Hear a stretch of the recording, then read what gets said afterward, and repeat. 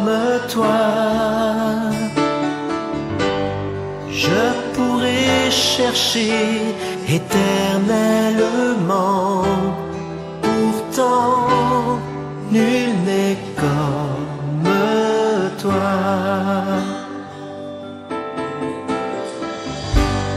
Nul n'est comme toi. Nul ne peut toucher mon cœur comme toi. Je pourrais chercher éternellement, pourtant nul n'est comme toi.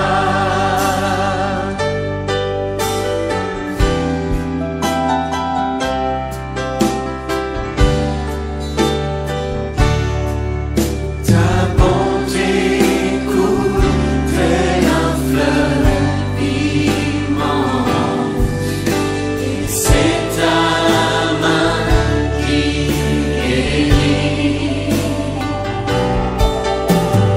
L'enfant qui souffre trouve en toi un seul abri.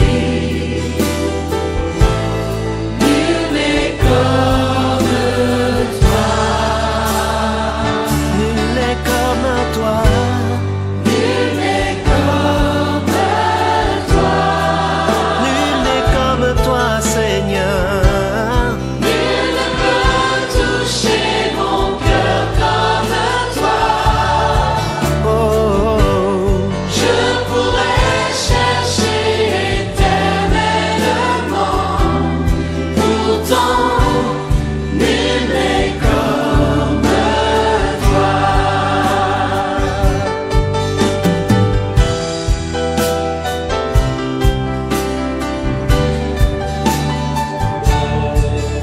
Ta bonté coule tel un fleuve immense, et c'est ta main qui guérit.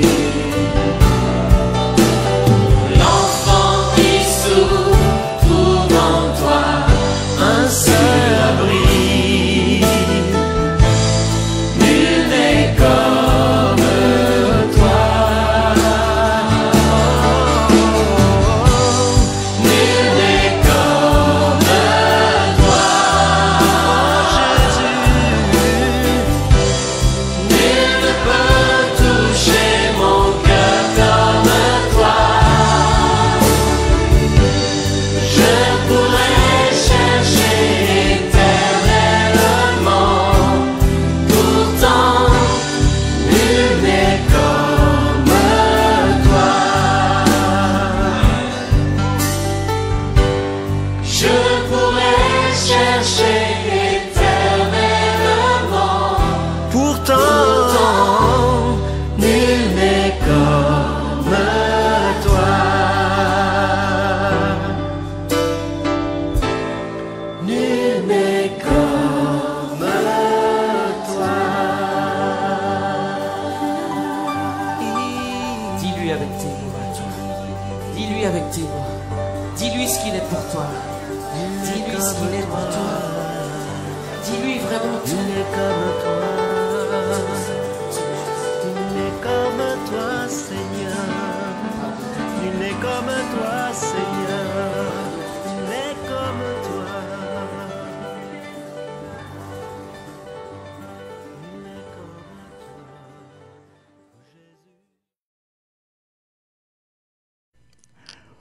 Le vrai visage de Satan. Dieu se compare à un arbre, l'arbre de vie, et il nous compare à des arbres.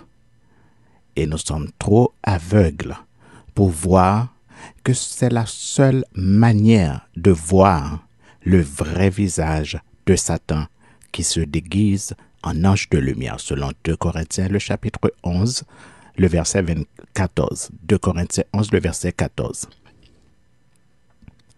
En effet, l'avertissement de Jésus est celle-ci. Si tu regardes Satan le diable avec ou sans des lunettes, tu verras un ange de lumière, parce qu'il est déguisé en ange de lumière. Mais si tu regardes ses fruits, qui sont ses œuvres, alors tu pourras voir son véritable visage et sa véritable identité. Et c'est ce que nous allons faire dans cette étude. Nous allons démasquer Satan le diable. Dans le message précédent, nous avions vu que l'objectif final de Satan est de conquérir la terre et de la remplir d'ennemis, selon Ésaïe 14, le verset 21. Et c'est Dieu lui-même qui nous a révélé le but de Satan.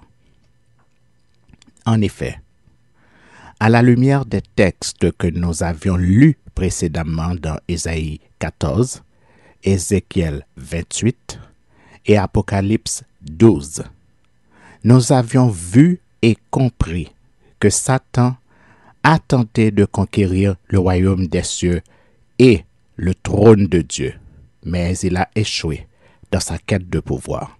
Alors, il se rabat sur la terre des hommes parce qu'il est un mauvais perdant. La vérité est que Satan aurait certainement réussi sans aucun effort la conquête de la terre, parce que nous sommes véritablement une proie trop facile à cause du péché qui nous enveloppe si facilement, selon Hébreux le chapitre 12, le verset 1er. Mais, heureusement que notre Dieu nous aime véritablement d'un amour éternel et qu'il a décidé d'être personnellement celui qui nous protège, selon Ésaïe 41. Et c'est la raison pour laquelle Satan est enragé contre nous. Dans Jérémie 31, le verset 3, nous lisons, et je cite, « De loin l'Éternel se montre à moi. Je t'aime d'un amour éternel, c'est pourquoi je te conserve ma bonté. » Dans Zacharie 2, le verset 8, nous lisons, « Ainsi parle l'Éternel des armées, celui qui vous touche la prunelle de son œil. » Dans Ésaïe 41, les versets 9 et 10 et les versets 13 et 14, nous lisons, « Toi que j'ai pris aux extrémités de la terre, et que j'ai appelé d'une contrée lointaine, et à qui j'ai dit, tu es mon serviteur, je te choisis et ne te rejette point. Ne crains rien, car je suis avec toi. Ne promène pas des regards inquiets, car je suis ton Dieu. Je te fortifie, je viens à ton secours, je te soutiens de ma droite triomphante. Car je suis l'Éternel, ton Dieu, qui fortifie ta droite, qui te dit, ne crains rien, je viens à ton secours. Ne crains rien, vermisseau de Jacob, faible reste d'Israël. Je viens à ton secours, dit l'Éternel, et le Saint d'Israël est ton sauveur. Et dans le psaume 12, le verset 6, nous lisons, et je cite, « Parce que les malheureux sont opprimés, et que les pauvres gémissent. Maintenant, dit l'Éternel, je me lève, j'apporte le salut à ceux contre qui l'on souffle. » Notre Dieu est vivant, et il est un vaillant guerrier, selon Ézéchiel 20, le verset 33, et Exode 15, le verset 3. Tout le monde connaît et comprend l'expression de gré ou de force. Pour ceux et celles dont l'orgueil dépasse les bornes et qui osent blasphémer contre le Dieu des dieux, écoutez attentivement ce que nous lisons dans Ézéchiel, le chapitre 20, le verset 33. « Je suis vivant, dit le Seigneur l'Éternel. Je régnerai sur vous à main forte et à bras étendus et en répandant ma fureur. » Avec Dieu, il n'y a pas de place pour la démocratie. Voilà ce que dit le texte. Et tout le monde sait que les tonneaux vides font plus de bruit que les tonneaux pleins. Que celui qui peut comprendre, comprenne. La Bible nous présente 9 caractéristiques de Satan le diable qui nous permettent de découvrir son vrai visage, sa véritable nature et son identité réelle. En effet, selon la parole de Dieu, premièrement, il est le rebelle et il est l'auteur d'un coup d'État raté dans le ciel, selon Apocalypse 12, les versets 7 à 9 et Jude le chapitre 1er, le verset 6. Deuxièmement, il est menteur et le père du mensonge, selon Jean le chapitre 8, le verset 44. Troisièmement, il est l'accusateur de nos frères en Jésus-Christ, selon Apocalypse chapitre 12, le verset 10. Quatrièmement, il est le séducteur des nations et des habitants de la terre, selon 1 Timothée le chapitre 4, le verset 1er. Cinquièmement, il est rusé et il est un champion du camouflage, car il est déguisé en ange de lumière, selon 2 Corinthiens le chapitre 11, le verset 14. Sixièmement, il est le prince de ce monde, selon Jean 21, le verset 31. Septièmement, il est l'ennemi du genre humain, c'est-à-dire ceux qui sont de la descendance d'Adam et Ève, selon Genèse le chapitre 3, le verset 15. Huitièmement, il est l'adversaire de ceux qui croient en Jésus-Christ, selon 1 Pierre le chapitre 5, le verset 8. Et neuvièmement, il est le persécuteur de ceux et celles qui croient en Jésus-Christ, selon 2 Timothée le chapitre 3, le verset 12. Voilà pourquoi nous allons, dans cette étude, révéler le visage de Satan, le vrai visage de Satan. Dans le précédent message, nous avons souligné plusieurs surnoms de Satan qui disent qui il est véritablement. Et comme nous n'avons pas l'habitude de spéculer, voyons ensemble la description de Satan selon la parole de Dieu. Première caractéristique de Satan le diable. Il est rebelle et il est le chef des rebelles. Nous avons lu dans Ésaïe le chapitre 14, Ézéchiel le chapitre 28 et Apocalypse le chapitre 12 que Satan était un chérubin protecteur aux ailes déployées. Il s'est rebellé contre Dieu, son Créateur, et il s'est assis sur le trône de Dieu, se déclarant lui-même Dieu. Et il a entraîné un tiers des anges dans sa rébellion. Ils ont fait la guerre contre l'archange Michel et ses anges. Mais ils ont été vaincus et ils ont été chassés du ciel. Puis, ils ont été précipités sur la terre. Et dans Apocalypse, le chapitre 12, au verset 12, nous lisons, et je cite, « Malheur à la terre et à la mer, car le diable est descendu vers vous, animé d'une grande colère, sachant qu'il a peu de temps. » Qu'est-ce qu'il faut comprendre? Le message est clair et simple. Le diable n'est l'ami d'aucun être humain, c'est-à-dire nous qui sommes les descendants d'Adam et Ève. Et cela peu importe la couleur de ta peau ou la couleur de ta race. Car selon Actes le chapitre 17, le verset 26, Dieu a fait que tous les hommes sortis d'un seul sang habitassent sur toute la surface de la terre, ayant déterminé la durée des temps et les bornes de leur demeure. Cela signifie que, peu importe la couleur de ta peau ou la couleur de ta race, nous sommes sortis d'un seul sang, selon Actes, le chapitre 17, le verset 26. Ce qui signifie que nous sommes tous des frères et sœurs, issus d'un même sang, qui est le sang d'Adam.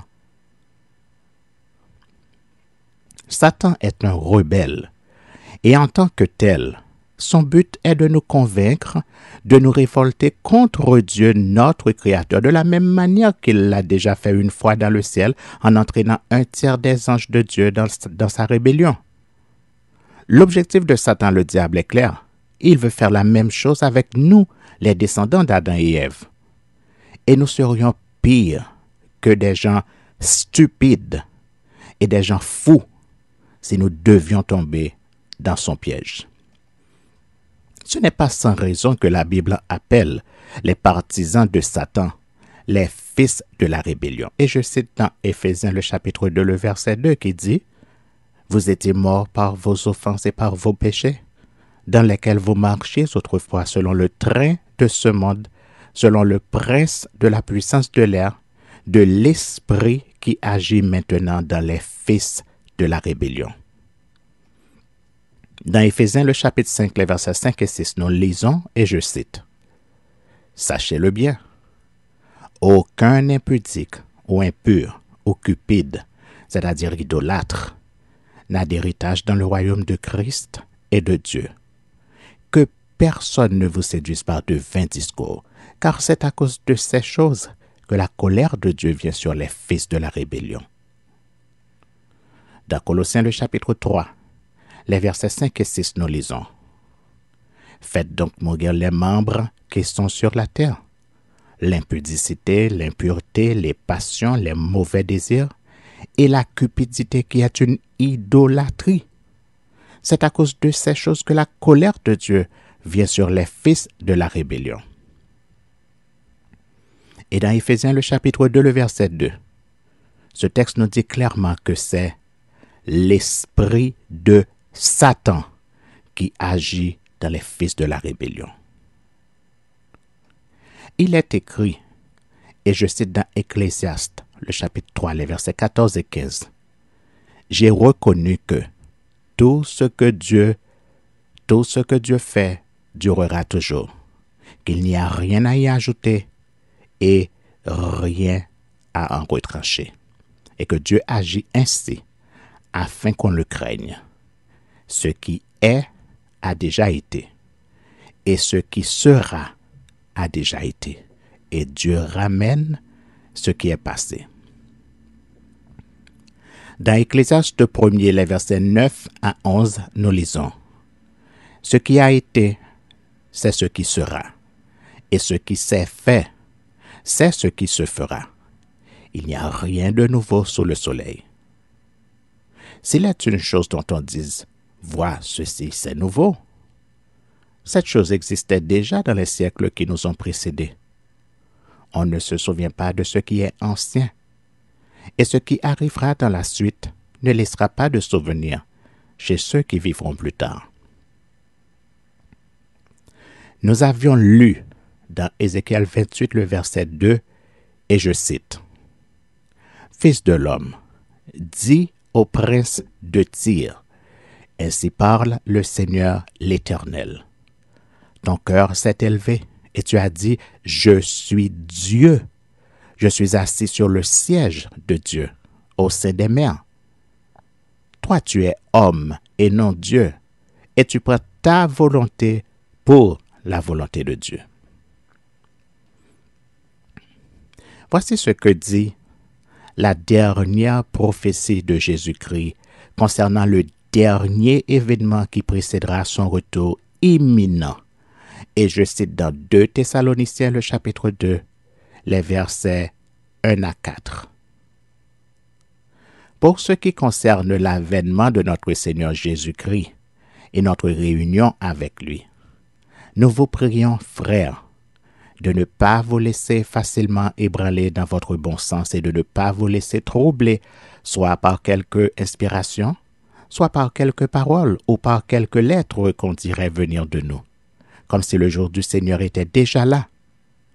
Que personne ne vous séduise d'aucune manière, car il faut que l'apostasie soit arrivée auparavant et qu'on ait vu paraître l'homme du péché, le fils de la perdition, l'adversaire qui s'élève au-dessus de tout ce qu'on appelle Dieu ou de ce qu'on adore, jusqu'à s'asseoir dans le temple de Dieu, se proclamant lui-même Dieu.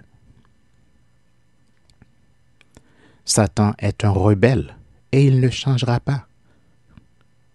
Si toi qui m'écoutes, tu es rebelle à la parole de Dieu, ton Créateur, maintenant tu sais pourquoi tu es rebelle. Et cela dépend de toi de te repentir et de te convertir pour avoir la vie en Jésus-Christ, le Fils de Dieu. Voyons ensemble un exemple flagrant de rébellion satanique que nous pouvons lire dans un chapitre intitulé « Sexe et satanisme ». Et je cite. « De nombreuses controverses sont survenues sur les vues sataniques de l'amour libre.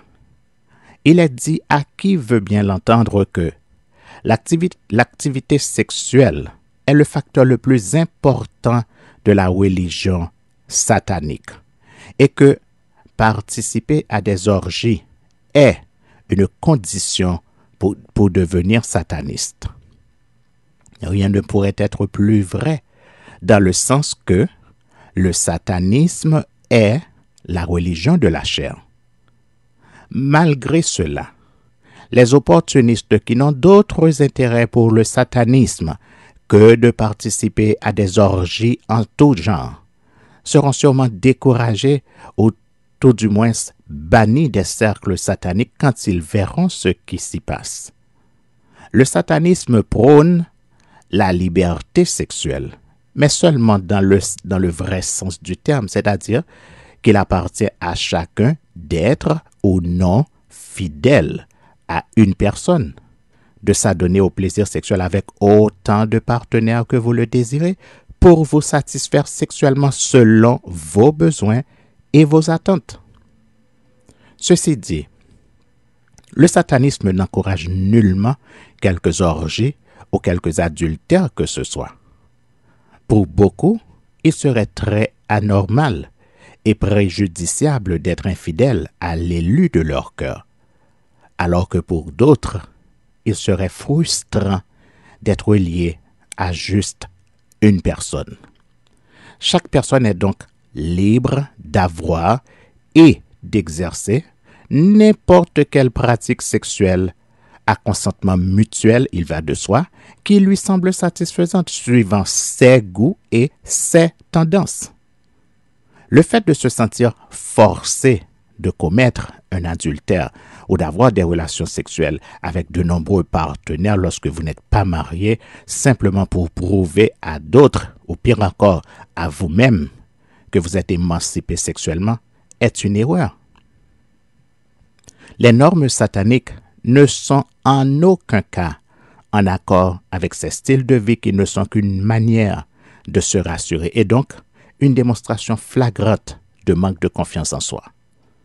Beaucoup de ceux-là qui sont constamment préoccupés à démontrer cette liberté sexuelle sont en réalité tenus par un plus grand esclavage sexuel que ceux qui acceptent simplement une activité sexuelle en accord avec leur nature et leurs besoins réels. Par exemple, c'est un fait établi que la nymphomane n'est pas sexuellement libérée, mais qu'elle est d'une telle frigidité qu'elle erre d'homme en homme à la recherche de plaisir, mais en vain, parce qu'elle est trop inhibée et ne sera jamais complètement épanouie. Le satanisme réalise que s'il doit se reconnaître et affirmer sa sexualité et être véritablement libéré des culpabilités sexuelles engendrées par le péché originel, il ne doit pas se sentir obligé et étouffé par cette soi-disant révolution sexuelle si celle-ci ne l'intéresse pas. Le satanisme approuve toutes sortes d'activités sexuelles satisfaisant le désir individuel, que ce soit des activités hétérosexuelles, homosexuelles, bisexuelles ou asexuelles. Pourquoi pas, si tel est le désir de la personne. Le satanisme sanctionne aussi tout fétichisme, fantasme ou déviation qui améliorerait la vie sexuelle d'un être aux dépens d'une ou d'autres personnes qui ne désireraient pas volontairement être impliquées dans l'activité sexuelle choisie par celui-ci. La fréquence des déviances et des comportements fétichistes et fantasmatiques dans notre société qui peuvent rentrer dans le cadre de la non-approbation, toutes mesures gardées, sont par exemple le travestisme et l'exhibitionnisme. Ceci dit, tout le monde possède des fantasmes, des tendances propres à lui-même. Mais parce qu'ils ignorent l'existence de ces tendances, souvent par contraintes sociales, ils se sentent dépravés dès qu'ils se soumettent à leur penchant contre nature. Pourtant, le fantasme n'est pas simplement un phénomène touchant exclusivement les êtres humains, mais aussi les animaux. Le fétiche est un ingrédient indispensable à l'épanouissement sexuel des animaux. L'odeur, par exemple, est nécessaire à un animal pour en attirer sexuellement un autre. Des tests de laboratoire ont démontré que lorsqu'un animal est expérimentalement dépourvu de toute odeur, il perd tout intérêt sexuel pour les autres de ses contemporains. Ceci est vrai chez beaucoup d'êtres humains qui sont très sensibles aux odeurs d'autrui, qui sera par conséquent un facteur de sélection sexuelle. Même l'asexuel possède une déviation, celle de son asexualité. Il est bien plus normal d'avoir un manque de désir sexuel, à moins que cela soit dû à une maladie, à la vieillesse ou à tout problème entraînant une incapacité ou une diminution de l'activité sexuelle, qu'être libertin. Cependant, si le sataniste choisit de sublimer le sexe, c'est entièrement son affaire et seulement la sienne. Les asexuels sont invariablement sublimés sexuellement par leurs travaux ou leurs hobbies. Toute l'énergie habituellement consacrée au sexe est investie et canalisée dans d'autres passe-temps ou vers des quelconques occupations. Si une personne favorise d'autres choses que son activité sexuelle, c'est son droit le plus absolu, et personne n'est habilité à le juger pour cela. Cependant, cette personne devra à terme reconnaître que c'est un palliatif sexuel.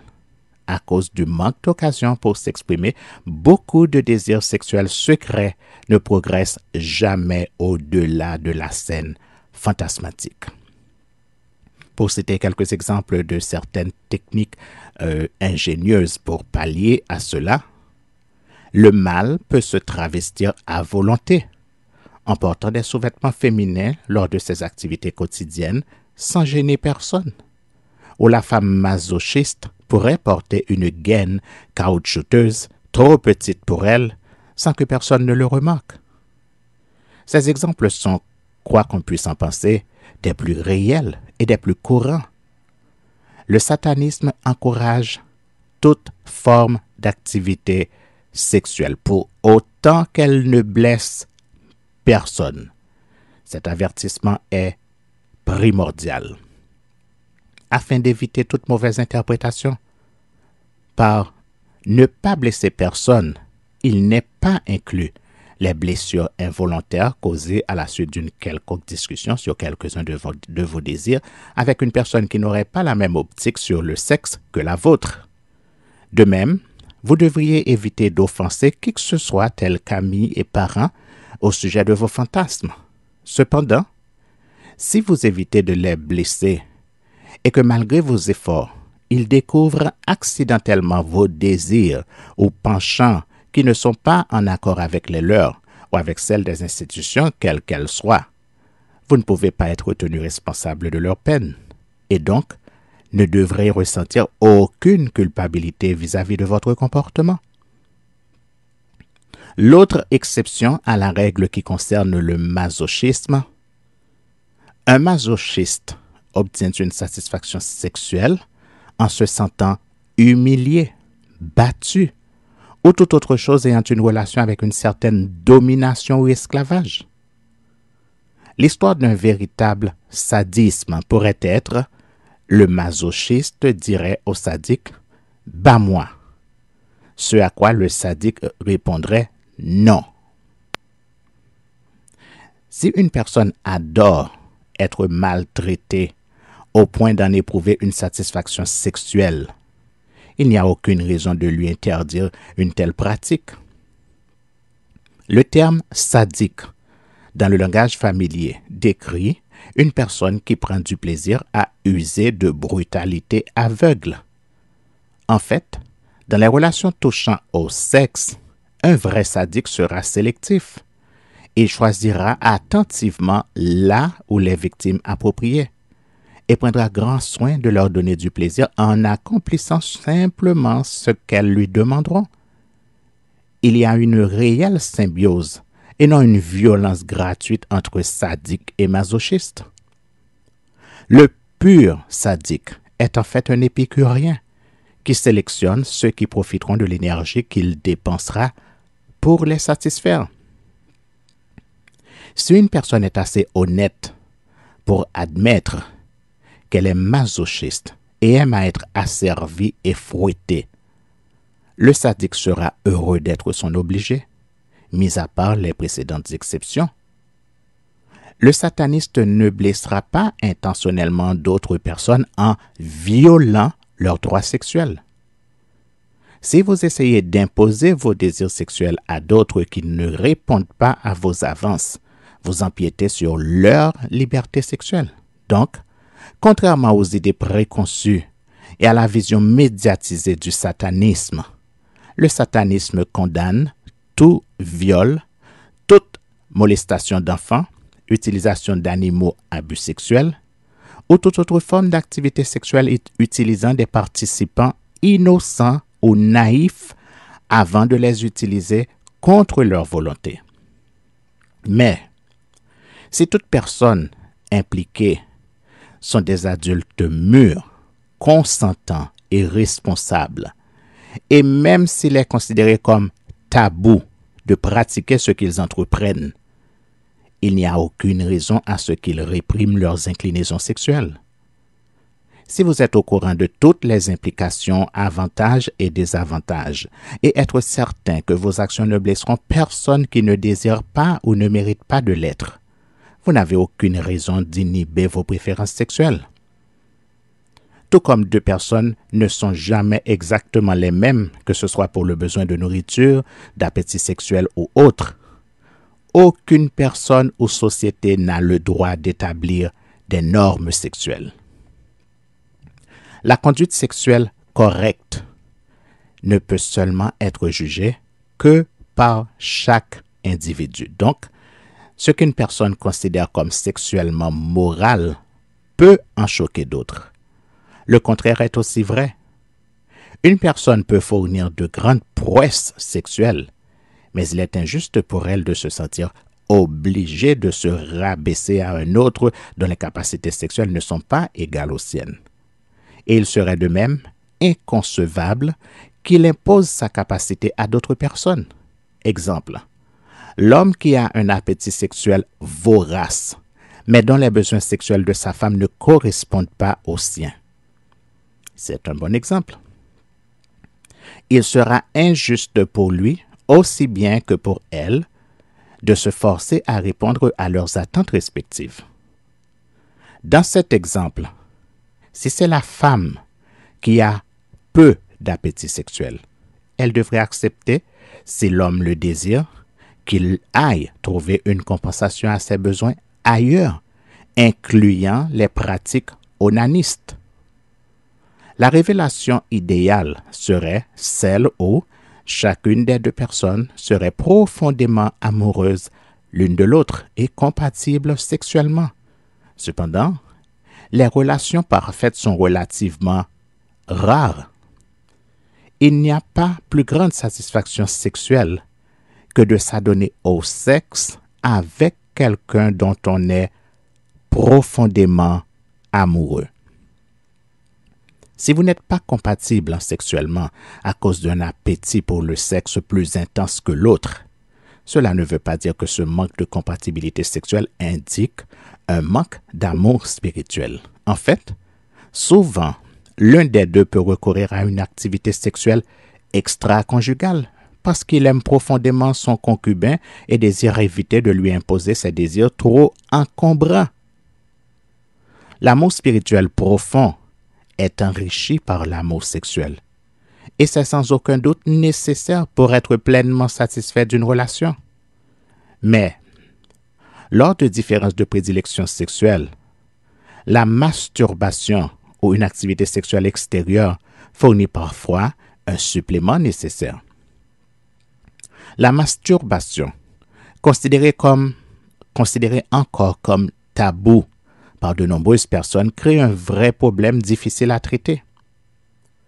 Depuis l'apparition de la Bible judéo-chrétienne qui décrit le péché donnant dans Genèse chapitre 38, les versets 7 à 10, l'homme a toujours considéré la masturbation comme un vice solitaire. Durant le siècle dernier, une quantité impressionnante de textes furent écrits sur les horribles conséquences de la masturbation. Pratiquement toutes les maladies physiques et mentales étaient attribuées à l'acte ignominieux de la masturbation. La pâleur du teint, souffle court, nervosité, boutons et perte d'appétit étaient seulement une petite ébauche parmi les nombreuses caractéristiques supposées résultant de la masturbation. L'effondrement total, physique et mental était assuré si on ne se méfiait pas des avertissements donnés dans quelques livrets pour jeunes hommes. Les descriptions données dans ces textes seraient presque risibles, mais bien que des sexologues, docteurs, écrivains contemporains, etc. ont éliminé de nombreux préjugés sur la masturbation, les assises de la culpabilité induite par le non-sens de ces manuels sexuels n'ont pu être que partiellement effacées. Un grand pourcentage de gens, et spécialement ceux ayant la quarantaine, ne peuvent pas accepter le fait que cette masturbation soit naturelle et saine. Même s'ils l'acceptent maintenant intellectuellement, dans le fond, ils enfouissent leur répugnance induite dans leur inconscient. Dans le fond, ils enfouissent leur répugnance induite dans leur inconscient. Il était enseigné qu'on devenait fou si, malgré de nombreuses admonitions, ces pratiques auto-érotiques persistaient. Ce mythe ridicule était étoffé par des rapports sur les masturbations de codétenus des institutions mentales. Il était supposé que, pour presque toutes ces personnes, c'était leur masturbation qui les avait conduites vers la folie. Personne ne considéra que le manque de partenaires sexuels et l'inhibition qui est une caractéristique de certaines démences extrêmes étaient les véritables raisons des pratiques masturbatoires du fou. La masturbation était considérée comme néfaste parce qu'on obtenait du plaisir en se caressant intentionnellement une partie interdite du corps avec sa propre main. Les sensations de culpabilité accompagnant des actes plus sexuels furent amoindries par le concept de la procréation. Bien que la plupart des hommes surveillent prudemment le calendrier pour éviter les jours où la femme est féconde. Peu importe ce que l'on vous a dit sur l'Immaculée Conception, même si une foi aveugle vous a fait avaler cette absurdité, tout le monde sait pertinemment que si l'on veut avoir un enfant, il doit y avoir contact avec une personne du sexe opposé. Si vous vous sentez coupable d'avoir commis le péché originel, vous vous sentirez certainement encore plus profondément coupable d'avoir commis un acte sexuel simplement pour une gratification personnelle et sans autre but que celui de prendre du plaisir, sans intention de concevoir un enfant. Le sataniste réalise pleinement pourquoi les religieux déclarent la masturbation comme une pratique coupable. Comme tout autre acte naturel, n'importe qui peut être sujet au besoin de se masturber. Mais le point de vue religieux causant la culpabilité à ce sujet est un fait probant de leur plan malveillant monté afin d'obliger les gens à expier leurs péchés pour tout et n'importe quoi, ce qui leur donne une fois de plus une rentrée d'argent et de fidèles dans leur temple d'abstinence. Même si une personne n'a plus l'impression de porter ses fardeaux que sont toutes ces contraintes religieuses induisant inévitablement une culpabilité. L'homme moderne, en grande partie, a encore honte de ses désirs de masturbation, car il peut se voir voler sa masculinité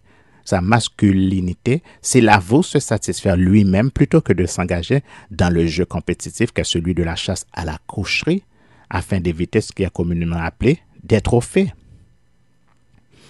De toutes les façons, sataniquement parlant, il vaut bien mieux s'engager dans un onanisme récurrent que dans une relation catastrophique telle qu'elle soit avec une autre personne. Avec la masturbation, vous contrôlez parfaitement la situation. Pour illustrer l'indubitable fait que la masturbation est une pratique des plus saines et des plus normaux, c'est qu'elle est pratiquée par tout sujet du règne animal.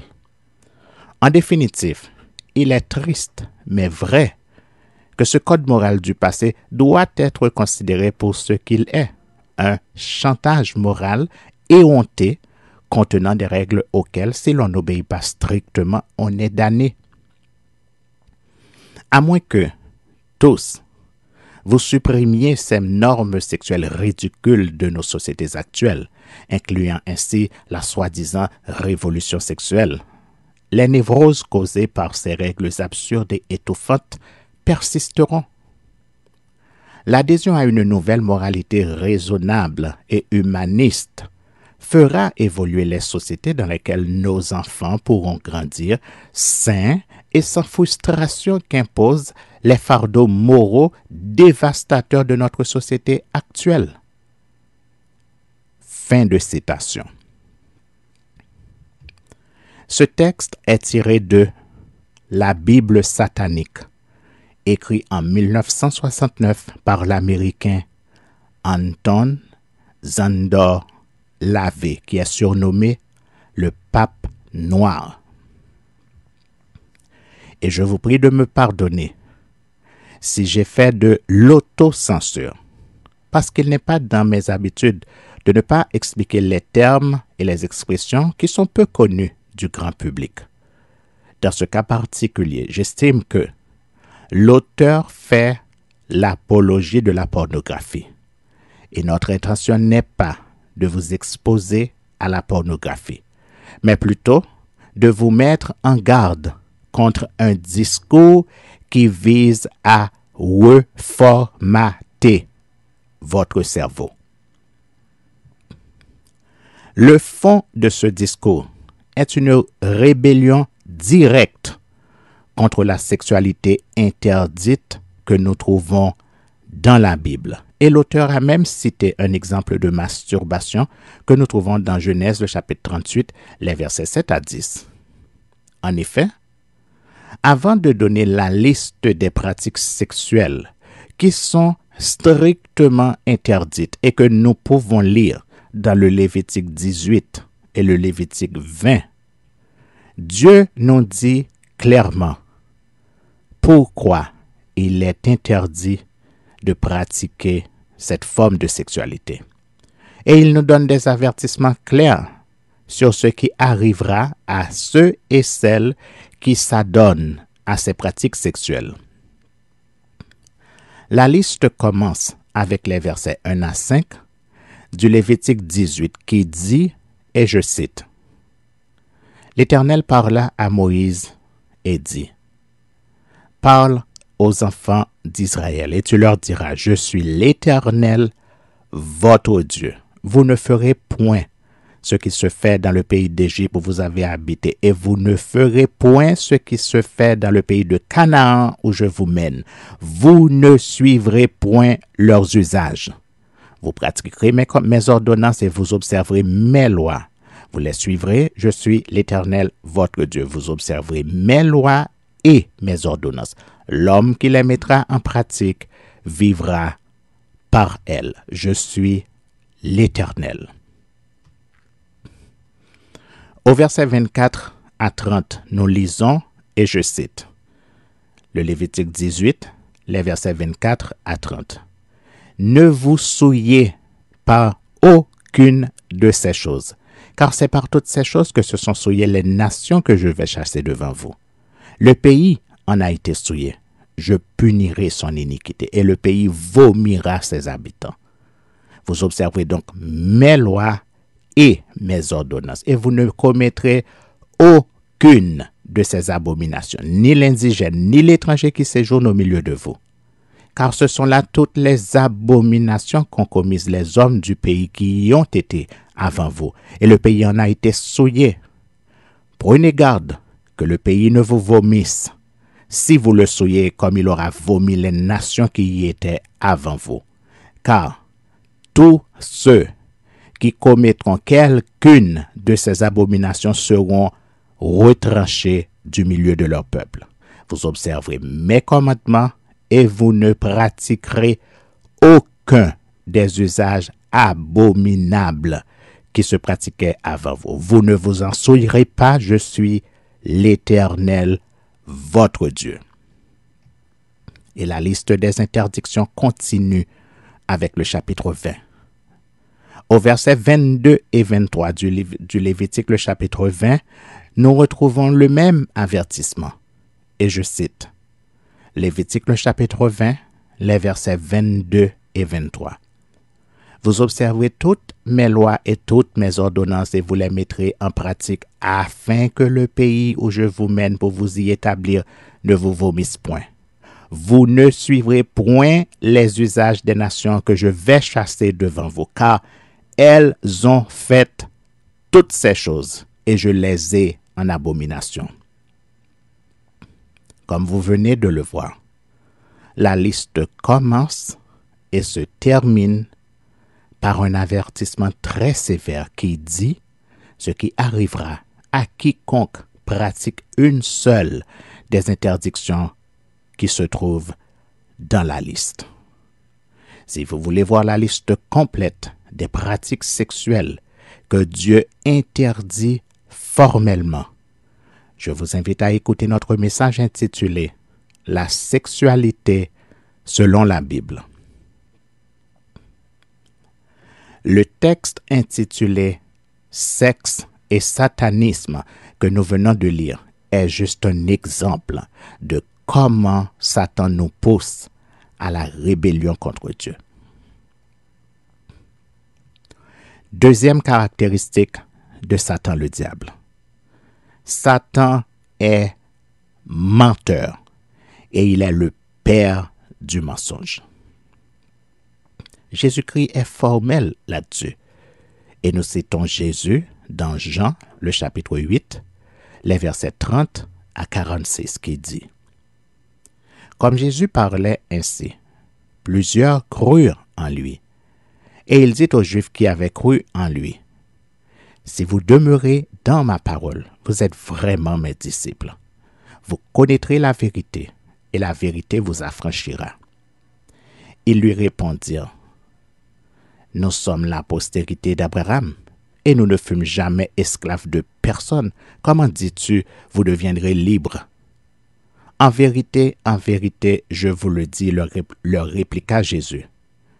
Quiconque se livre au péché est esclave du péché. Or, l'esclave ne demeure pas toujours dans la maison, le Fils y demeure toujours. Si donc le Fils vous affranchit, vous serez réellement libre. Je sais que vous êtes la postérité d'Abraham, mais vous cherchez à me faire mourir parce que ma parole ne pénètre pas en vous. Je dis ce que j'ai vu chez mon Père, et vous faites ce que vous avez entendu de la part de votre Père. Ils lui répondirent, notre Père c'est Abraham. Jésus leur dit, si vous étiez enfant d'Abraham, vous feriez les œuvres d'Abraham. Mais maintenant, vous cherchez à me faire mourir, moi qui vous ai dit la vérité que j'ai entendue de Dieu. Cela, Abraham ne l'a point fait. Vous faites les œuvres de votre Père. Ils lui dirent, nous ne sommes pas des enfants illégitimes, nous avons un seul Père, Dieu. Jésus leur dit, si Dieu était votre Père, vous m'aimeriez, car c'est de Dieu que je suis sorti et que je viens. Je ne suis pas venu de moi-même, mais c'est lui qui m'a envoyé. Pourquoi ne comprenez-vous pas mon langage? Parce que vous ne pouvez écouter ma parole. Vous avez pour père le diable et vous voulez accomplir les désirs de votre père. Il a été meurtrier dès le commencement et il ne se tient pas dans la vérité parce qu'il n'y a pas de vérité en lui. Lorsqu'il profère le mensonge, il parle de son propre fond, car il est menteur et le père du mensonge. Et moi, parce que je dis la vérité, vous ne me croyez pas. Qui de vous me convaincra de péché? Si je dis la vérité, pourquoi ne me croyez-vous pas? Celui qui est de Dieu écoute les paroles de Dieu. Vous n'écoutez pas parce que vous n'êtes pas de Dieu. Le texte que nous venons de lire dit, et je cite, « Premièrement, quiconque se livre au péché est esclave du péché, selon le verset 34. Deuxièmement, si Jésus vous a franchi, vous serez réellement libre, selon le verset 36. Troisièmement, vous faites ce que vous avez entendu de la part de votre père, c'est-à-dire Satan le diable, selon le verset 38. Vous faites les œuvres de votre père, c'est-à-dire Satan le diable, selon le verset 41. Vous ne pouvez pas écouter la parole de Dieu, selon le verset 43. Vous avez pour père le diable, selon le verset 44. Et vous voulez accomplir les désirs de votre père, c'est-à-dire le diable, selon le verset 44. Il a été meurtrier dès le commencement, selon le verset 44. Il ne se tient pas dans la vérité, selon le verset 44. Il n'y a pas de vérité en lui, selon le verset 44. Lorsqu'il profère le mensonge, il parle de son propre fond, toujours selon le verset 44. Il est menteur et le père du mensonge, selon le verset 44. Celui qui est de Dieu écoute les paroles de Dieu, selon le verset 47. Vous n'écoutez pas parce que vous n'êtes pas de Dieu, selon le verset 47. Et voilà, tout est là et tout est dit simplement et très clairement. Maintenant, observez le monde. Observez ses dirigeants. Regardez attentivement leurs pratiques et dites-moi ce que vous voyez si vous n'êtes pas aveugle. Est-ce que vous connaissez un chef d'État, un chef de nation ou un chef de peuple dans ce monde qui écoute la parole de Dieu et qui agit selon la parole de Dieu? Non, il n'y en a pas. Pas un seul. Jésus, qui est le mieux placé pour nous parler de Satan, parce qu'il le connaît, il nous dit clairement que Satan est menteur et le père du mensonge. Et tu veux quand même négocier avec le diable? Tu veux avoir le diable comme allié, comme support, comme backup, comme parrain, comme protecteur et comme sauveur? En bref, tu veux faire confiance à un menteur? Si tu es dans cette situation, tu es pire qu'un fou. Parce que tu veux oublier les paroles de Jésus selon lesquelles le diable est menteur et le père du mensonge. Il ne se tient pas dans la vérité parce qu'il n'y a pas de vérité en lui. Lorsqu'il profère le mensonge et il parle de son propre fond, selon Jean le chapitre 8, le verset 44. Dans Genèse le chapitre 2, verset 17, Dieu avait dit au couple Adam et Ève, « Tu ne mangeras pas de l'arbre de la connaissance du bien et du mal, car le jour où tu en mangeras, tu mourras. » Mais, dans Genèse le chapitre 3, au verset 4, Satan avait dit à Ève, « Vous ne mourrez point. » Ce qui signifie, ce n'est pas vrai que vous mourrez, Dieu vous a menti. Et maintenant, nous avons tous la preuve que ce n'est pas Dieu le menteur, mais Satan le diable. Parler de son propre fond signifie parler en son nom propre, parler de sa propre autorité. Et le contraire signifie parler au nom de celui ou de celle qui t'envoie, parler au nom d'une autorité qui est reconnue, qui est établie et qui est acceptée. Par exemple, Jésus n'est pas venu pour parler de son propre fond. En effet, dans Jean le chapitre 6 au verset 38, nous lisons, et je cite, « Je suis descendu du ciel pour faire non ma volonté, mais la volonté de celui qui m'a envoyé. » En bref, Jésus nous apprend que Satan n'est pas un envoyé de Dieu. Voilà pourquoi je l'ai dit et je le répète au nom de Jésus et au nom de la parole de Dieu que tous les prophètes qui annoncent des jours heureux dans un avenir relativement proche sont sans aucun doute des faux prophètes. Hommes ou femmes, ils sont tous des faux prophètes, tous sans exception. Il vous suffit de lire Matthieu, le chapitre 24, pour voir qu'ils sont tous des menteurs, selon la Bible qui les appelle des prophètes audacieux, selon le Deutéronome 18, les versets 15 à 22. Au verset 19 et 20 du Deutéronome 18, nous lisons « Si quelqu'un n'écoute pas mes paroles que mon prophète dira en mon nom, c'est moi qui lui en demanderai compte. Mais le prophète qui aura l'audace de dire en mon nom une parole que je ne lui aurai point commandé de dire, ou qui parlera au nom d'autres dieux, ce prophète-là sera puni de mort. »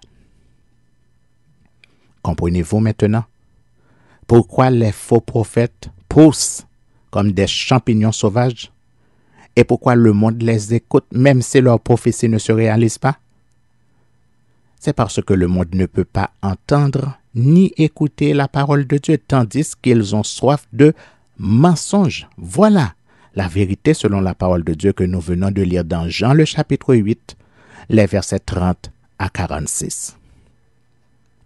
Si nous, les humains, nous avons tous ces problèmes dans cette vie, c'est d'abord parce que Satan le diable avait menti au premier couple dans le jardin d'Éden. Et je cite dans Genèse le chapitre 3, les versets 1 à 4 qui nous dit, et je cite, « Le serpent était le plus rusé de tous les habitants des champs que l'Éternel Dieu avait fait. Il dit à la femme, « Dieu a-t-il réellement dit, vous ne mangerez pas de tous les arbres du jardin? » La femme répondit au serpent, « Nous mangeons du fruit des arbres du jardin, mais quant au fruit de l'arbre qui est au milieu du jardin, Dieu a dit, vous n'en mangerez point et vous n'y toucherez point de peur que vous ne mourriez. » Alors le serpent dit à la femme, « Vous ne mourrez point. » Aujourd'hui encore, toi et moi et toute la race humaine, nous payons encore les conséquences de ce mensonge. Et tu veux quand même croire au menteur qui s'appelle Satan, en sachant qu'inévitablement tu deviendras comme lui, un menteur. Même si la Bible dit, et je cite, dans Apocalypse 22, les versets 12 à 16. « Voici, je viens bientôt. Et ma rétribution est avec moi pour rendre à chacun selon ce qu'est son œuvre. Je suis l'alpha et l'oméga, le premier et le dernier, le commencement et la fin. Heureux ceux qui lavent leurs robes, afin d'avoir droit à l'arbre de vie et d'entrer par les portes de la ville. Dehors, les chiens, les enchanteurs, les impudiques, les meurtriers, les idolâtres et quiconque aime et pratique le mensonge. Moi, Jésus, j'ai envoyé mon ange pour vous attester ces choses dans les églises. Je suis le rejeton et la postérité de David, l'étoile brillante du matin. » Dans 1 Timothée, le chapitre 1er, les versets 5 à 10, nous lisons. « Le but du commandement, c'est une charité venant d'un cœur pur, d'une bonne conscience et d'une foi sincère. Quelques-uns, s'étant détournés de ces choses, se sont égarés dans de vains discours. Ils veulent être docteurs de la loi, et ils ne comprennent ni ce qu'ils disent, ni ce qu'ils affirment.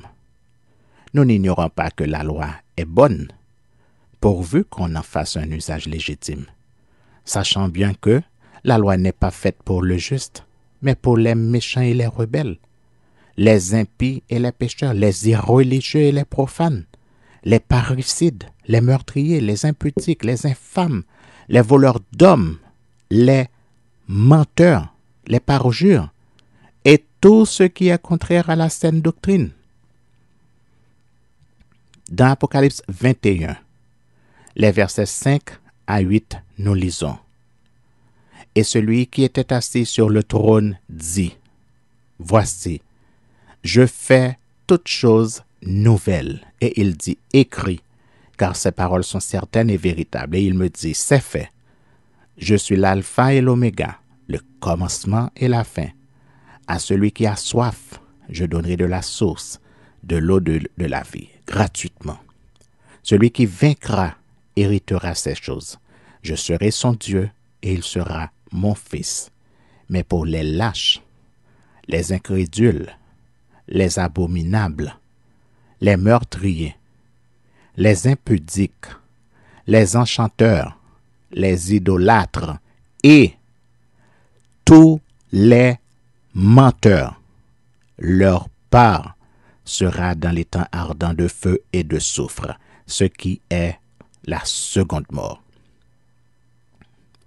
Dans le psaume 5, les versets 4 à 7, nous lisons, et je cite, « Éternel, le matin tu entends ma voix. Le matin je me tourne vers toi et je te regarde. Car tu n'es point un Dieu qui prenne plaisir au mal. Le méchant n'a pas sa demeure auprès de toi. Les insensés ne subsistent pas devant tes yeux. Tu hais tous ceux qui commettent l'iniquité. Tu fais périr les menteurs. L'Éternel abhorre les hommes de sang et de fraude. » Et nous lisons également dans le psaume 92, les versets 8 à 10. « Si les méchants croissent comme l'herbe, si tous ceux qui font le mal fleurissent, c'est pour être anéantis à jamais. Mais toi, tu es le Très-Haut, à perpétuité, ô Éternel. Car voici tes ennemis, ô Éternel, car voici tes ennemis périssent. Tous ceux qui font le mal sont dispersés. » Voilà. Maintenant, tu connais la vérité sur Satan le diable. Je me suis souvent demandé pourquoi Dieu punit le menteur de la peine capitale, comme si le mensonge était le crime le plus grave qu'un être humain puisse commettre. Pendant une vingtaine d'années, j'ai pris le malin plaisir d'observer des petits-enfants qui n'ont pas encore atteint l'âge de raison. Et tous, sans exception, mentent automatiquement lorsqu'ils sont pris en flagrant délit d'une mauvaise action. Ils réagissent tous comme si le mensonge était un réflexe conditionné par l'instinct de survie. Et ma plus grande surprise en tant qu'adulte est de constater que si tu ne dis que la vérité, tout le monde te fuit comme la peste. Dieu Tout-Puissant, quand mon cœur considère tout l'univers créé par ton pouvoir, le ciel d'azur, les éclairs, les tonnerres,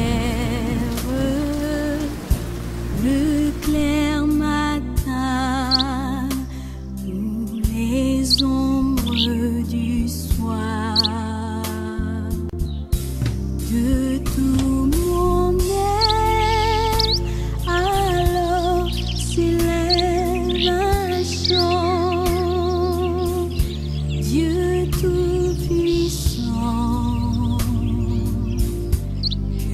sur